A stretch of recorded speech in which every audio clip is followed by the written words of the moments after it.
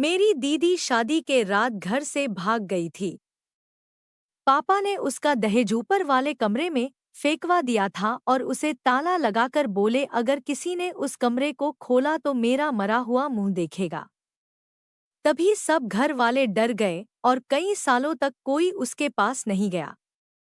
एक रात पापा को दूध का गिलास उस कमरे में ले जाते हुए देखा तो छुप के पीछे से गई और जो कि कमरे के अंदर झांका तो मेरे पैरों तले जमीन खिसक गई। नमस्कार दोस्तों, आज की इस कहानी में आपका स्वागत है। आपसे अनुरोध है कि हमारे चैनल को सब्सक्राइब अवश्य करें। तो चलिए जल्दी से आपको कहानी सुनाते हैं। प्लीज इस कहानी को लास्ट तक जरूर सुनिएगा, बहुत मजा आएगा। मेरा नाम मालती है, मैं बनारस में रहती हूँ। मेरी जिंदगी बड़ी अजीब तरीके से गुजरी थी, क्योंकि मुझे किसी की हुई गलती का कर्ज चुकाना पड़ा था। हम दो बहनें और एक छोटा भाई था। बड़ी बहन बहुत सुलझी हुई और खूबसूरत थी और पापा की आंखों का तारा थी। मुझे भी अपनी बहन प्रिया से बड़ी मोहब्बत थी, इसलिए उसके जैसा बनना चाहती थी। अगर वह आटा गूंदती थी तो मैं भी जिद करती कि मुझे भी आटा गूंदना है। वह खाना पकाती और पापा उसके खाने की तारीफ कर देते तो मुझे भी हर हाल में खाना पकाना होता। यह मेरी सबसे बड़ी गलती थी। पापा अक्सर प्रिया दीदी से कहा करते थे कि तुमको बहुत फूंक फूंक कर कदम रखना है, क्योंकि तुम्हारे छोटे भाई बहन तुम्हारी नकल करते हैं। वैसे प्रिया दीदी तो कोई गलती कर ही नहीं सकती, लेकिन वक्त ने साबित कर दिया कि यह सब हमारा वहम था। दीदी भी तो इंसान थी और इंसान की फितरत गलत और सही दोनों शामिल होता है। जैसा कि मैंने पहले बताया कि मेरी बहन बहुत ज्यादा खूबसूरत थी। जैसे ही उसने अपनी ग्रेजुएशन पूरी कर ली तो उसके हर तरफ से रिश्ते आने लगे। ऐसा लगता था कि रिश्तेदारों में होड़ लगी हुई है कि उसको हम ही अपने घर की बहू बनाएंगे, और वे लोग बेफिजूल में ही वो हमारे घर के चक्कर काटने लगे थे। पापा ने सोचा कि अगर एक घर में मैंने अपनी बेटी दे दी तो दूसरे घरवाले बिना वजह मुझसे नाराज हो जाएंगे। इसलिए पापा ने फैसला किया कि जहां कोई रिश्तेदारी ना हो दूर दूर तक, वहां पर मेरी दीदी की शादी करेंगे। तब शायद मेरे पापा को इस बात का अंदाजा नहीं था कि वह कितनी बड़ी गलती करने जा रहे हैं।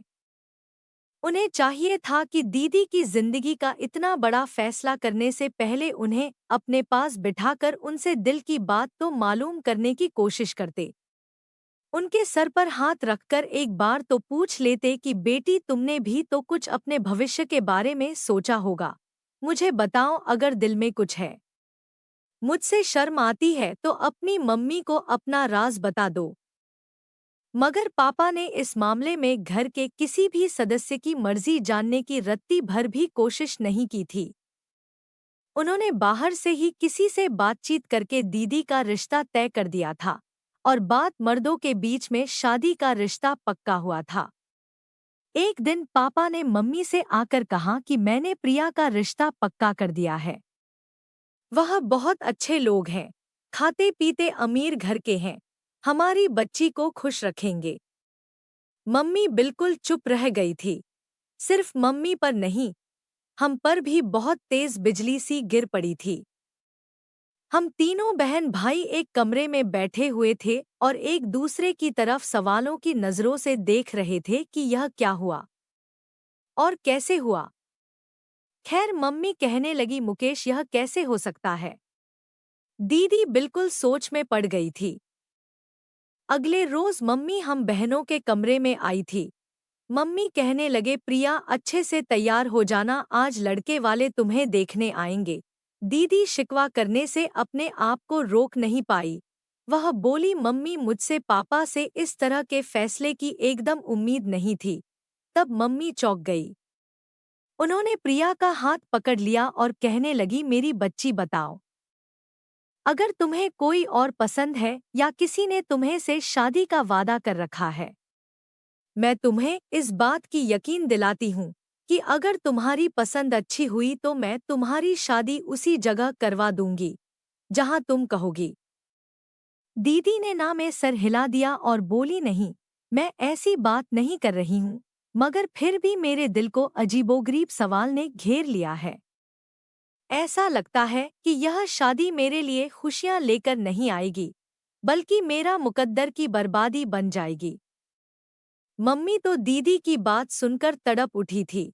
मम्मी बोली, ऐसी बातें करने से पहले यह भी नहीं सोचा कि माँ के दिल पर क्या गुजरेगी। वे लोग दीदी को देखने के लिए आ गए थे। उनमें एक बूढ़ी औरत थी और एक जवान लड़की थी।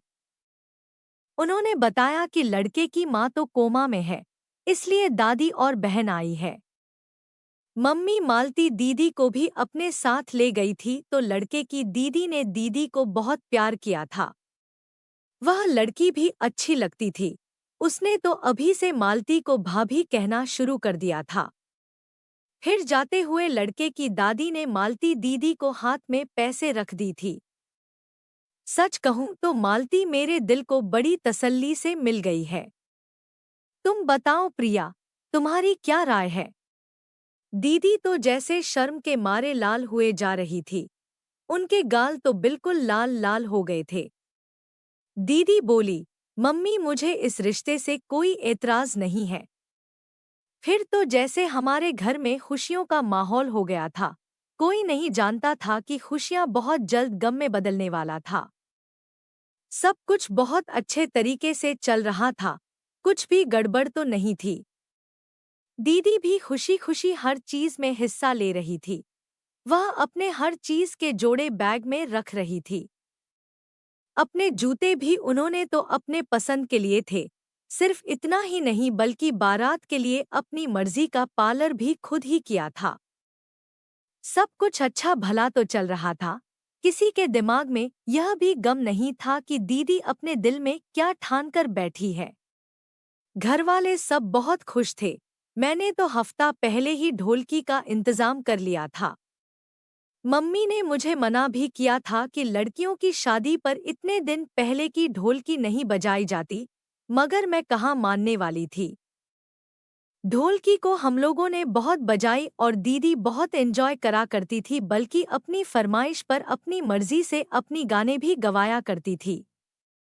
मुझे तो यूं ही लगता था कि अगर शर्म हया अरे नहीं आ जाती तो खुद भी हमारे साथ बैठकर गाने लगती। खैर वक्त गुजर गया और दीदी की बारात का दिन आ गया। दीदी बहुत महंगे पार्लर से तैयार होकर आ गई थी। उन्होंने अपना पसंदीदा लहंगा पहना हुआ था। थोड़ी देर बाद बारात भी आ गई थी।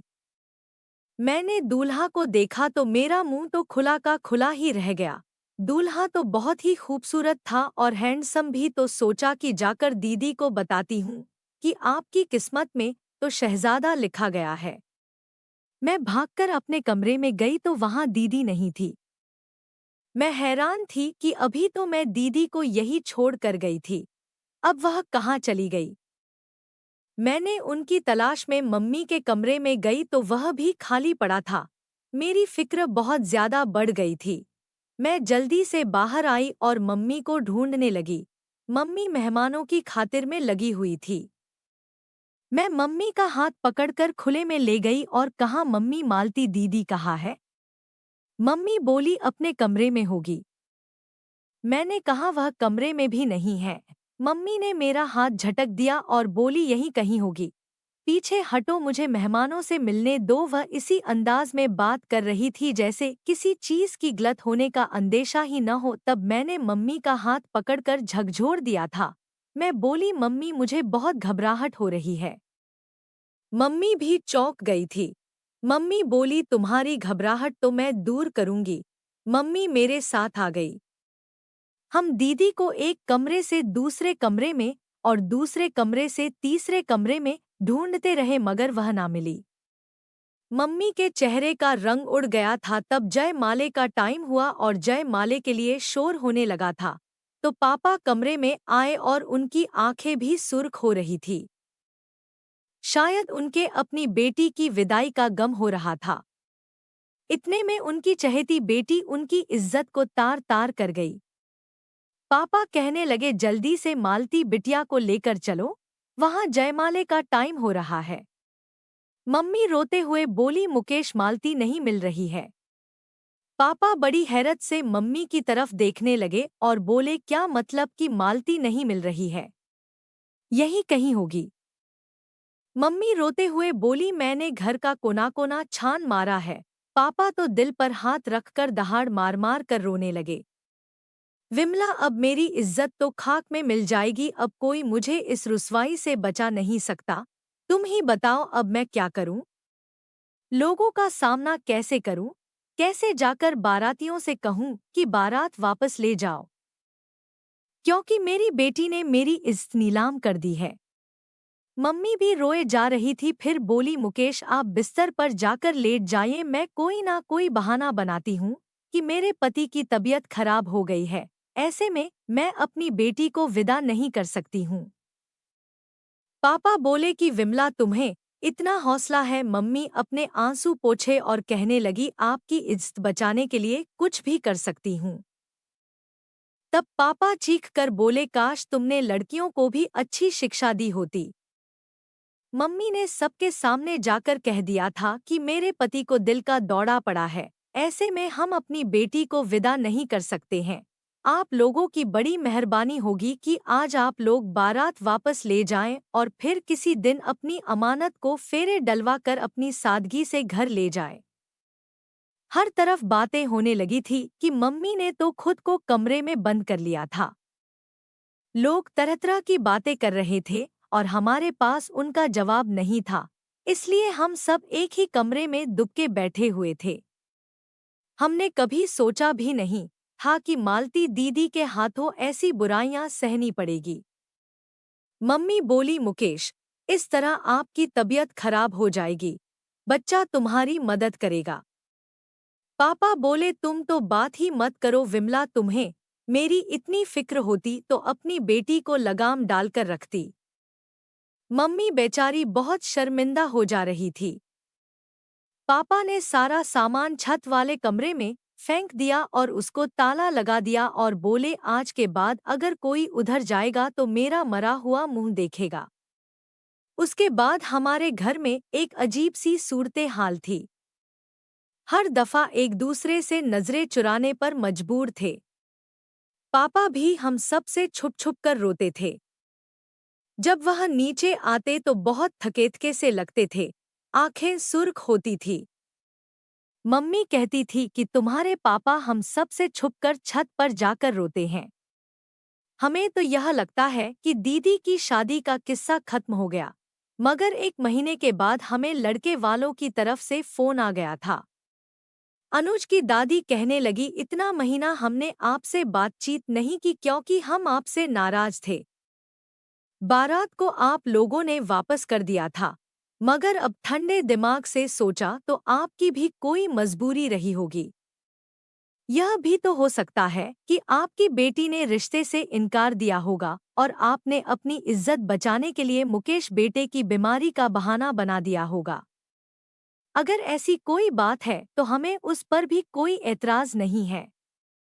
अगर आप अच्छा समझे तो आप मुकेश से राय करके हमें अपनी छोटी बेटी का रिश्ता दे दें, क्योंकि हमने बहुत घरों में रिश्ता ढूंढा पर आपके बच्चों जैसी वो बात न थी और हमें हर जगह मिलावट ही मिली। आपका घराना हमें अच्छा लगा है, इसलिए हम चाहते हैं कि किसी न किसी तरह हमें रिश्तेदारी आपसे हो जाए। मम्मी कहने लगी, ठीक है, मैं मुकेश से राय मशवरा करके बताऊंगी। मम्मी ने अपना फोन बंद कर दिया और मुझसे बोलने लगी, प्रिया, तुम कहो तो यह रिश्ता मंजूर है। मैंने अपने कंधे उचक दिए और कहा कि दीदी के जाने के बाद पापा ने जिस तरह से मेरा जीना हराम कर रखा है, मुझे नफरत की निगाह से देखते हैं। मैं चाहती हूँ कि दिन से रात ना हो और मैं यहाँ से चली जाऊँ और दोबारा यहाँ पर वापस लौट कर ना आऊँ। मम्मी मेरे गले में अपना हाथ डालकर रोने लगी, बोली, बेटी, हमारे नसीब ऐसे ही है कि किसी की सजा हमें मिलती है। तुम्हारी माँ के साथ भी ऐसा ही हुआ था और तुम्हारे साथ भी ऐसा ही हो रहा है। मैं चाहती हूँ कि तुम्हारी तकदीर बदल जाए, मगर मैं क्या करूँ, मैं तो खुद मजबूर हूँ। हमारे हाथ बंधे हुए हैं। मम्मी इस कदर टूटी हुई थी कि मुझे ही उनकी हिम्मत बनाना पड़ी। मम्मी से बोली, मम्मी आप नाराज मत हो, सब भगवान पर छोड़ दो, अच्छा करेगा। मैं उठकर अपने कमरे में चली गई थी क्योंकि पापा के घर वापस आने का वक्त हो गया था। आज मेरा दिल अजीब सा धड़क रहा था क्योंकि आज मेरी किस्मत का फैसला हुआ था। जैसे घर का दरवाजा खुला, मैं अपने कमरे की खिड़की में आकर बैठ गई। पापा घर आए। पापा ने पहले इधर-उधर देखा और आंगन को खाली पाकर वह दबे पांव किचन में चले गए थे। मुझे उनके अंदाजा पर हैरत हुई। फिर थोड़ी देर के बाद जब वह किचन से वापस आए तो मुझे उनके हाथ में दूध का गिलास नजर आया था। पहले इधर-उधर देखते रहे थे जैसे वह काम बड़ी समझदारी से कर रहे थे। वह किचन में गए और किचन से एक गिलास दूध लिया और फिर धीरे-धीरे सीढ़ियां चढ़ने लगे और फिर छत पर चले गए और मैं बिल्कुल हक्का-बक्का बैठी रह गई थी। यह सब जो अभी मेरी नज़रों से देखा था, यह सब क्या था? यह बिल्कुल आम सी बात थी मगर पापा के खुफिया अंदाज ने उसे खास बना दिया था। मुझे फिर उस बात की भी फिक्र हुई कि मम्मी पापा के आने के बाद कमरे से बाहर क्यों निकली थी। क्योंकि जब वह काम से वापस आया करते थे तो मम्मी सब कुछ छोड़कर पापा के पास आ जाया करती थी। उनसे खाने को पूछती थी और फिर ताज़ा रोटियां बनाकर देती थी। मैं दबे कदमों से मम्मी के कमरे में गई तो पता चला कि वह तो सो रही हैं। खैर, पापा आधा घंटे के बाद छत से उतर आए थे। उनकी हालत अजीब सी हो रही थी। मैं यह सब अपने कमरे की खिड़की से देख रही थी। मम्मी ने पापा को बताया कि आज उन्हीं लड़के वालों का फोन आया था और वह अब हमारी छोटी बेटी का हाथ मांग रहे हैं। वह कहने लगे अगर आप हमें अपनी बड़ी बेटी का रिश्ता नहीं दे सकते तो हमें अपनी छोटी बेटी का रिश्ता दे दे। पापा ने उसी वक्त खाना उठाकर फेंक दिया और गुस्से से दहाड़े मारकर बोले उनसे कहना था कि मेरी बेटी के नसीब में अभी इतने बुरे दिन नहीं आए हुए कि तुम जैसे बेगैरत लोगों को रिश्ता दे दे। जहां मैं चौकी थी, वहां मम्मी भी दंग रह गई थी। मम्मी बोली मुकेश, आपकी इस बात का क्या मतलब है? क्या वह लोग अच्छे नहीं हैं? पापा ने ना में सिर हिला दिया और कहने लगे आज के बाद उनका फोन आए तो मत उठाना। तब मम्मी बड़े गुस्से से बोली, आपको तो अपनी अक्ल पर बड़ा यकीन था। आप तो कहते थे औरतें को कम अक्ल होती है। आपसे इतनी बड़ी भूल कैसे हो गई? अभी आप जैसे मालती का रिश्ता ऐसे लोगों में दे देते जो बुरे थे। पापा इधर-उधर दरवाजों को धकेलते हुए बाहर निकल गए थे। मम्मी फूट-फूट कर रोने लगी थी। वह बोली, मालती तुमने मेरी जिंदगी खराब कर दी। तुम्हें मैं क्या बोलूं? वह जितनी देर घर में होते मैं अपने कमरे से नहीं निकलती। मम्मी तो हर वक्त मालती के गम में डूबी रहती थी। भाई स्कूल से ट्यूशन फिर क्रिकेट खेलने चला जाता था। वह रात देर से घर लौटता था। ऐसा लगता था जैसे वह भी घर के माहौल से भागना चाहता है। पापा को अक्सर मैंने छत पर दूध ले जाते देखता था। समझ नहीं आता था कि वह दूध का गिलास छत पर क्यों ले जाया करते थे। मैं हर वक्त इस बात से परेशान रहने लगी थी। इस वजह से मुझे नींद भी नहीं आती थी। मैं सारा दिन मालती दीदी को याद करने लगी थी। मालती बहुत अच्छी दोस्त भी थी। काश वह इतना गलत कदम न उठाती। रात बहुत गहरी चुकी है। आसपास कुत्तों के भौंकने की आवाज भी आ रही थी। मैं उठकर अपने कमरे की खिड़की पर बैठ गई। तब मुझे कोई अजीब सा महसूस हुआ था जैसे कोई हमारे आंगन में घूम रहा हो। मैंने गौर किया तो वह कोई नहीं मेरा बाप था। मैं चौंक गई कि पापा के अंदर से ऐसा लगा जैसे वह बहुत मजबूर हो। मुझे आज उन पर बहुत तरस आने लगा था कि वह कमरा जहां पर पापा ने दीदी का दहेज का सामान रखा था वह खुला हुआ था और उससे रोशनी भी आ रही थी। मैं आगे बढ़ती गई। दरवाजा खुला था इसलिए मैं छुपकर अंदर का सारा मंजर देखने लगी थी। अंदर तो दीदी बैठी हुई थी। मैं यह देखकर थरथर कांपने लगी। पापा दीदी को निवाला बनाकर खिला रहे थे। दोनों चुप थे मगर उनकी आंखों में आंसू बह रहे थे। ये सब क्या हो रहा था, मेरी समझ से बाहर था। फिर बड़ी देर पापा ने बोला, तुम मेरी बड़ी बेटी नहीं हो। मालती दीदी बिल्कुल पापा के ऊपर चिल्ला पड़ी। इसलिए पापा मेरे साथ ऐसा कर रहे हैं कि मैं उनकी औलाद नहीं हूँ। क्या आप ये घिनौनी हरकत प्रिया के साथ कर सकते थे?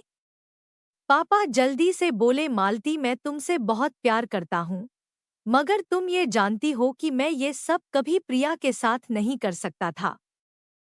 मालती दीदी रोने लगी थी। वह बोली, मुझे वजह जाननी है। आपने मुझे इस कमरे में बंद क्यों कर रखा है? तो बोले, सुनो, आज मेरे पास भी बहुत वक्त है। तुम तो सारा दिन वैसे भी बेहोश हो जाती हो, मगर ये जो प्रिया है ना, उसकी वजह से मैं कभी भी ज्यादा देर छत पर नहीं रह सकता था, क्योंकि मुझे डर था कि कहीं उसे मुझ पर शक ना हो जाए। रात के उस पहर सब सो रहे हैं, इसलिए आज मैं तुम्हें सब कुछ बताता हूँ। मालती, हम दो भाई बहन थे, एक मैं और एक मुझसे बड़ी बहन जो मुझसे पूरे 7 वर्ष बड़ी थी, इसलिए उनकी शादी पहले हुई थी। दीदी की शादी के बाद हमारे घर में बहुत खामोशी सी छा गई थी, इसलिए तय कर दिया कि मेरी शादी जल्दी करेंगे। उन्होंने मेरे लिए विमला को पसंद कर लिया और हमारा रिश्ता तय हो गया। उन्हीं दिनों में हम पर कयामत टूट पड़ी थी, क्योंकि दीदी विधवा होकर घर आ गई थी। दीदी तन्हा नहीं, बल्कि उनकी गोद में 4-5 महीने की बच्ची थी। उन्हें न अपनी खबर थी और न बच्ची की। मेरी माँ भी बूढ़ी हो चुकी थी, इसलिए वह भी उस बच्ची को संभाल नहीं सकती थी। विमला ने तुम्हें हाथों हाथ लिया और तुम पर इतना प्यार निछावर किया कि मैं भूल ही गया था कि तुम मेरी बेटी हो या भांजी।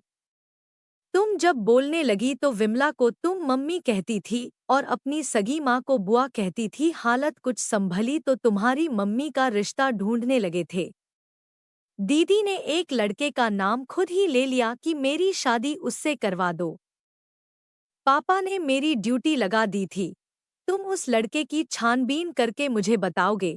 पता किया तो वह लड़का तो फ्रॉड निकला था, मगर जब मुझे ये ख्याल आता कि तुम भी कहीं अपनी मम्मी के नक्शे कदम पर तो नहीं चलोगे तो मेरा जीना हराम हो जाएंगे। इसलिए मैंने जल्दी जल्दी रिश्ता ढूंढा और तुम्हारी शादी तय कर डाली। जब लड़के की माँ कोमा में थी, लेकिन दादी और बहन तो मौजूद थी ना, तो मैंने सोचा चलो कोई बात नहीं, यह शादी जल्दी हो जाएगी। पता है फिर क्या हुआ? जिस दिन तुम्हारी बारात में लड़के की मम्मी ठीक होकर बारात में आ गई थी, और तुम जानती हो कि वह कौन थी? लड़के की माँ मेरी दीदी और तुम्हारी असली माँ थी, यानी वह लड़का असल में तुम्हारा भाई था। मैं यह सब देखकर बहुत परेशान हो गया, इसलिए तुमसे कहा कि छत पर जाओ, मेरी बात सुनो, और फिर मैंने तुम्हें छत वाले कमरे में बंद कर दिया।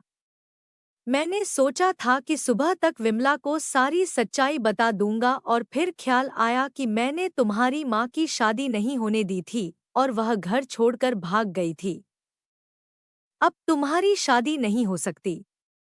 मुझे डर था कहीं तुम भी अपनी माँ के तरह घर से भाग गई, इसलिए मैंने तुम्हें यहाँ पर बंद रखा। मत समझना कि मैं अपनी बहन की बेटी को कैद करके मैं अपनी औलाद से प्यार करता हूँ। जिस दिन से तुम्हें मैंने कैद कर रखा है, प्रिया से भी मैंने बात करना छोड़ दिया है। उस पर भी मैं बहुत सख्ती दिखाता हूँ। मालती दीदी जैसे एकदम से होश में आ गई थी। वह बोली, अगर अब मैं घर से भाग जाती तो भी आपकी इज्जत खाक में मिल जाती, मगर आपने मुझे यहाँ बंद करके भी अपनी इज्जत को खाक में मिला ली है।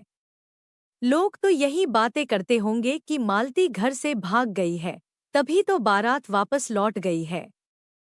अभी वे दोनों बातें कर ही रहे थे कि मंदिर में आरती की घंटी बजने लगी थी और पापा बोले, बेटा मुझे माफी दे देना, अब मैं जा रहा हूँ।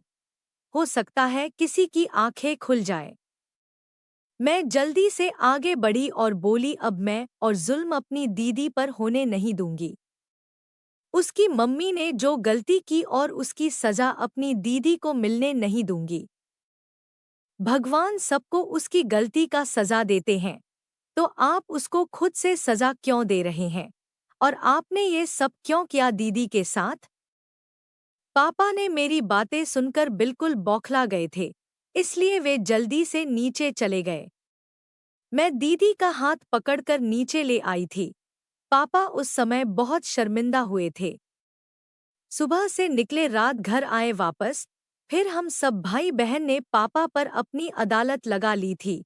मम्मी जज थी। पापा रो रो कर सबसे माफी मांग रहे थे। दीदी ने ही पापा को माफ करने में सबसे पहल की थी। फिर हम सबने भी पापा को माफ कर दिया था। सब कुछ ठीक हो गया था। पापा ने दीदी को इजाजत दे दी थी कि वह अपने माँ से मिलने लगी थी। वह बहुत जल्दी ही उनकी एक बहुत अच्छी जगह शादी होने वाली है। हमें उम्मीद है कि मुश्किल वक्त कट गया है, आगे खुशियां ही खुशियां है। यह एक मोटिवेशनल कहानी है, लेकिन आप लोग ऐसा बिल्कुल ना करें। घर छोड़कर बिल्कुल ना भागे। आप अपने दिल की बात आप अपने माँ बाप को जरूर बताएं। हो सकता है आपके माँ बाप भी आपकी बात से सहमत हों। माँ बाप औलाद का हमेशा भला चाहते हैं। तो दोस्तों, ये थी आज की छोटी सी कहानी। आपको यह कहानी कैसी लगी? हमें कमेंट करके जरूर बताएं। अगर आपको यह कहानी पसंद आई हो तो इसे लाइक करें, दोस्तों के साथ शेयर करें एवं हमारे चैनल को सब्सक्राइब अवश्य करें। धन्यवाद।